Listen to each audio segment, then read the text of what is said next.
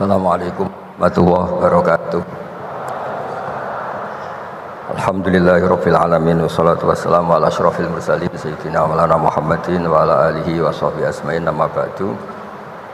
Yang sangat saya hormati wonten Abi Profesor Quraish Shihab, wonten Bu Aufa, Profesor Aufa, wonten semua orang-orang UGM, semua yang saya hormati, termasuk niki moderator nih Pak Munjid nih. Saya seperti yang dikatakan Bu Aufa, saya ini termasuk kiai yang nggak suka kalau ngisi acara dikasih judul, karena itu teror. Teror juga mendikte. Saya berkali-kali bilang itu ibarat saya ini dokter jantung, ngerti pasien saya itu bahaya karena punya penyakit jantung. Tapi pasiennya tanya cara ngobati jerawat. Jadi yang masalah serius yang saya tahu saya dokternya, tapi pasiennya yang nunjuk, Gus ini saya punya penyakit kulit, tolong obati. Padahal saya tahu penyakit beratnya itu apa? Jantung. Tapi karena ini acara memang harus ada judul, saya terima judul ini, meskipun tadi Pak Mujid bilang ada judul itu berarti ada masalah dalam ukhuwah, kata beliau. Saya tadi karena sudah dipuji ahli Quran, sebelumnya terima kasih, tadi saya sepakat sama Pak Quraish. Terima kasih pada UGM karena sudah memberi gelar Pak Quraish Kiai Haji. Biasanya hanya Profesor Doktor, ini nggak ada Kiai Haji, ini spesial. Jadi ini penganugerahan Kiai Haji dari UGM, itu keren betul. Ini Mbak Naswa harus mencatat itu penghormatan. Ini yang ngasih gelar Kiai Haji itu UGM. Jadi karena nggak punya alumni yang jadi kiai, yang ngasih gelar orang lain gitu kira-kira.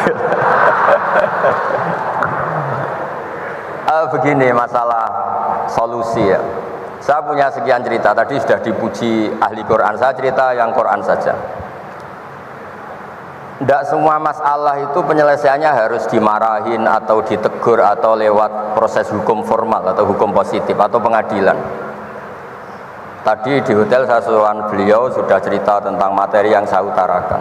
Begini ada sekian contoh, dan itu awal dari nggak ada kekerasan, tetap menjaga ukhuwah, karena modelnya penyelesaian yang tidak menyinggung, tidak mengadili, tidak mendiskreditkan, tidak memojokkan. Saya punya sekian cerita dan ini boleh dikulak Pak Munjid untuk ngiai di UGM, saya sahkan tanpa hak royalti. Saya itu sering Prof, kiai-kiai yang jadi mubalak sering terima kasih sampai Gus, alhamdulillah kulaannya bisa saya jual katanya. Karena saya ini sudah kiai resi, gak mau kemana-mana, tapi yang kulaan banyak diretailkan. Terus terima kasihnya sama saya, dan karena saya ikhlas ya ada dapat royalti. Tapi sudahlah, royaltinya surga saja. Saya cerita yang rileks-rileks. Khalilur Rahman Ibrahim itu pernah ingin, karena penat ya, mikir umat itu penat, capek, ingin masalahnya selesai, dan nggak mungkin selesai, sehingga beliau minta umur panjang supaya punya waktu panjang untuk menyelesaikan problem umat. Sama Allah nggak dijawab. Ada orang tua yang sudah renta tua sekali, karena Nabi Ibrahim itu adalah terkenal dermawan, dipanggil terus dikasih kurma. Dikasih kurma itu makan itu meler lagi, makan meler lagi. Terus Nabi Ibrahim masuk kamar, ya Allah saya batalkan doa minta umur sampai tua. Ternyata engkau jawab, kalau terlalu tua kayak itu.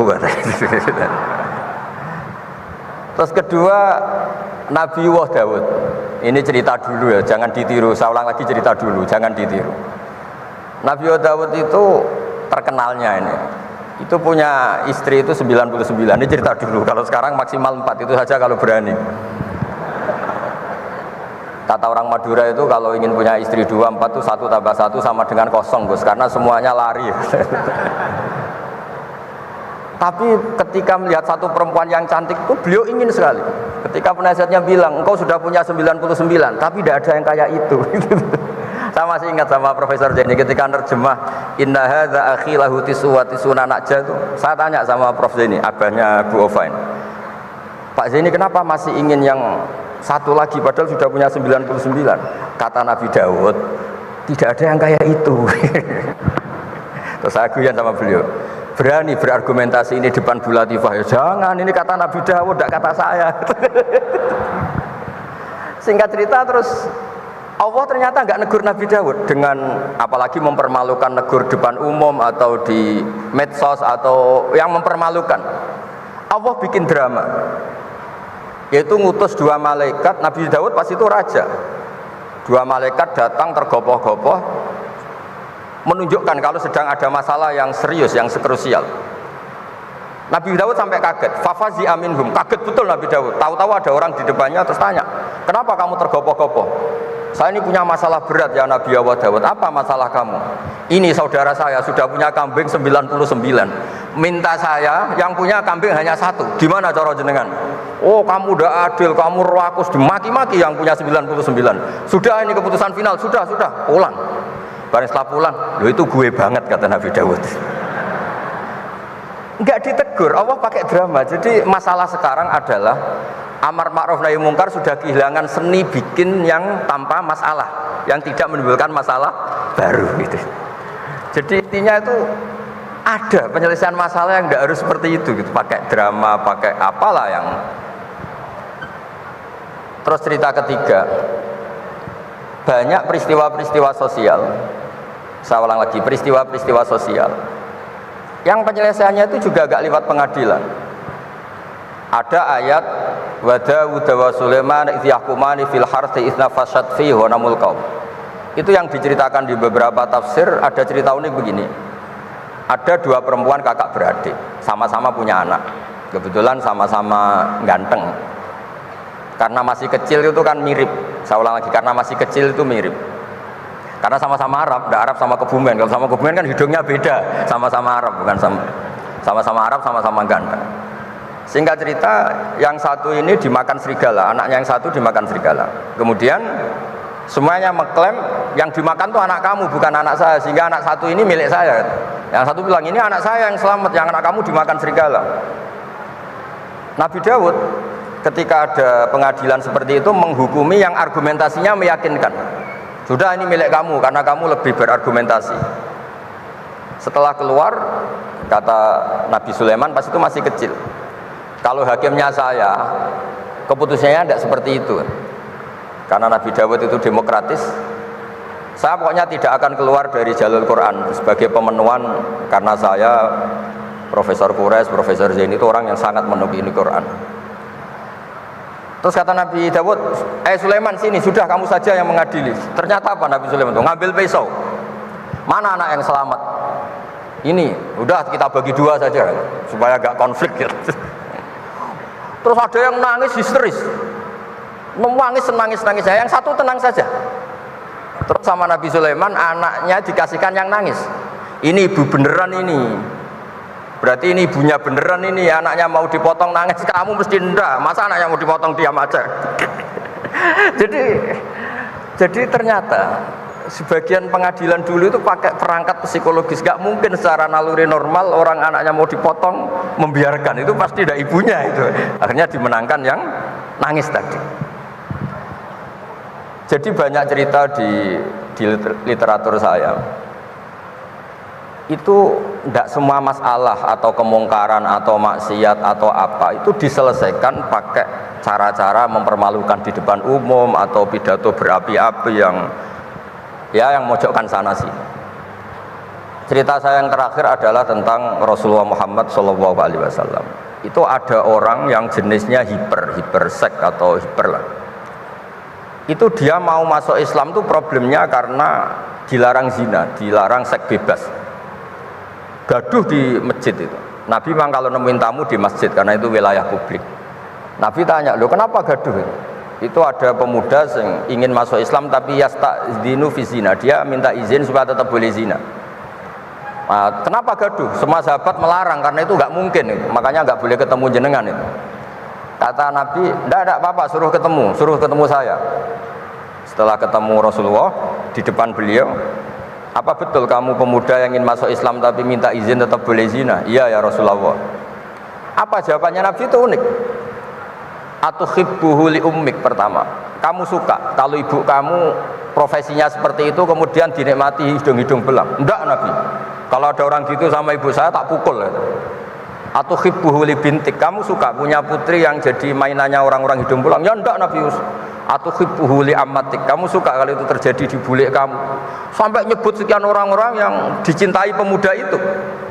Akhirnya pemuda itu, wallahi, demi Allah saya tidak pernah melihat sesuatu seburuk zina, seburuk itu, dan demi Allah saya tidak akan zina lagi. Jadi logikanya diset oleh Nabi, dan Nabi tidak ngancam neraka, tidak marah, tapi logikanya diatur. Itu pula yang sering digunakan di Quran, sering ada kata kul aro'aitum, ya kan banyak di Quran. Aro'aitum itu orang diajak berpikir bersama. Ya, jadi menjaga kemajmukan, menjaga ukhuwah itu dimulai dari cara menyelesaikan. Tidak semuanya harus pakai marah-marah, pakai apa. Dimulai dari Allah sendiri dalam banyak cerita di Quran, di hadis itu suka hal-hal yang kecil, yang keseharian. Makanya dulu itu kalau ulama ditanya, saya ini tidak punya uang padahal ingin makan enak, ij'al idama ka'al ju'a, ya lauk paling enak itu satu, yaitu lapar. Kalau kita puasa, makan apa saja enak karena lapar. Orang sudah lupa, ngiranya makan enak itu kalau menunya atau lauknya sesuai selera, itu keliru. Ij'al idama ka'al ju', jadikan lauk terbaik adalah lapar. Wah, kita mau tidur gak enak gini-gini, ingin cari tempat yang enak. Ya makanya kiai kuno kalau nasihati anak-anaknya, kamu kalau ngaji makan yang enak, tidur yang enak. Maknanya jangan tidur kalau gak ngantuk banget, jangan makan kalau tidak lapar banget. Itu pasti semuanya menjadi enak. Nah, orang sudah melupakan kearifan-kearifan begitu, sehingga solusi-solusi yang dibikin ini lompatannya malah kacau, karena sebetulnya itu ndak adatnya Allah. Terus yang terakhir, ini makalah yang saya bawa dari dalam. Ini mungkin nanti Pak Munjid bisa belajar. Bisa ya tadi, bisa dijual ini. Karena sekarang itu ngaji itu pokoknya keren lah sekarang itu. Ngaji sekarang itu fid dunya hasanah wa fil akhirati hasanah. Dulu ngaji itu hanya fil akhirati hasanah, enggak dapat apa-apa. Kalau sekarang itu fid dunya hasanah wa fil akhirati enggak jelas. Karena sudah dapat upah itu. Nah, ini cerita, ini di tafsir Qurtubi, nafsiri ayat la khaira fi katsirin min najwahum illa man amara bi shadaqatin. Ikutnya suratun Nisa, nanti bisa dicari di, ya kalau orang UGM mungkin di googling mungkin 114 ayatnya itu. Sistem di pengadilan Indonesia, misalnya ada orang sengketa, kadang-kadang dilaporkan ke polisi itu silakan selesaikan secara kekeluargaan. Itu ternyata ini di tafsir Qurtubi, di kitab saya baca teksnya supaya nanti ditasih Pak Quraisy. Wa kataba Umaru ila Abi Musa al-Asy'ari radhiyallahu anhu qol rudda al-khusuma hatta yasqalihu fa inna faslal qada'i yuristu bainahum ad-dhaghain. Jadi kalau ada orang sengketa, silahkan kembalikan yang sengketa, kata Sayyidina Umar. Jangan-jangan mereka punya solusi kekeluargaan. Karena kalau diputuskan di pengadilan itu bisa yurisud dhahain, bisa melahirkan dendam, hasud, dengki. Tapi kalau mereka diselesaikan dengan logika mereka sendiri, dengan kearifan mereka sendiri, maka itu lebih baik. Ini juga yang dilupakan. Setiap ada masalah itu dikasuskan di pengadilan. Padahal ini andaikan saya dalam posisi pengamat politik mungkin cerita, padahal bisa diselesaikan dijadikan menteri misal, tapi itu tidak wilayah saya. Tapi itu tidak wilayah saya.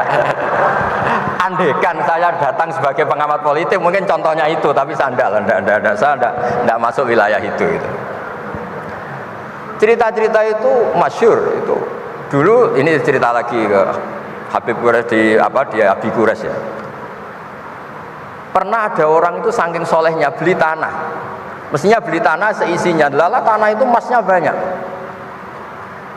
Setelah itu orang itu bilang, saya ini hanya beli tanah kok isinya emas banyak, ini gimana? Bilang sama penjualnya. Penjualnya nggak mau, enggak, saya jual tanah seisinya, emas itu milik kamu, enggak, saya beli tanah kok dapat emas. Itu dulu penyelesaiannya bilang, kamu punya anak putri, kamu punya anak laki, ya sudah besanan saja biar gak kelio. Jadi dulu banyak cerita-cerita kearifan yang orang tuh udah harus rame-rame di pengadilan. Ya tadi andaikan saya politik, mungkin contohnya nggak usah di MK lah, dimenterikan gitu. Bisa andaikan saya politikus. Tapi enggak, itu udah wilayah saya. Jadi di antara kebaikan Islam, benan nas, bukan benal muslimin, bukan benal muslim wal kafir, benan nas. Kita rukun sesama non muslim itu juga ajaran Islam. La khaira fi katsirin min najwahum Diskusi apapun tidak baik kecuali diskusi-diskusi yang menyuruh kebaikan, menyuruh sedekah, au islahim bainan nas, atau diskusi yang menjadikan kita baik-baik saja, hubungan kenegaraan, hubungan kebangsaan, hubungan kemanusiaan baik-baik saja. Ya, sekian mukadimah saya, nanti ditambahi Abi Kures, Profesor Kures. Sekian, dan saya tidak salam dulu karena pasti provokatornya ini provokasi lagi. Jadi kalau moderator itu kan bikin sesuatu indah, ini jadi tidak indah.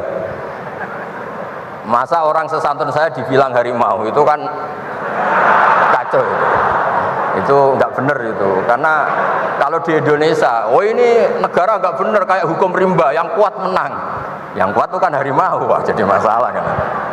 Tapi saya maafkan karena di dunia kiai ini masih mu'alaf, latihan kiai. Saya alhamdulillah orang-orang UGM memang sering ketemu saya dulu zaman Pak Panut. Ini ke rumah saya ganggu ya berkali-kali. Jadi ya tidak apa-apa, silahkan salah karena Allah Maha Pemaaf gitu. Monggo. Pakai ini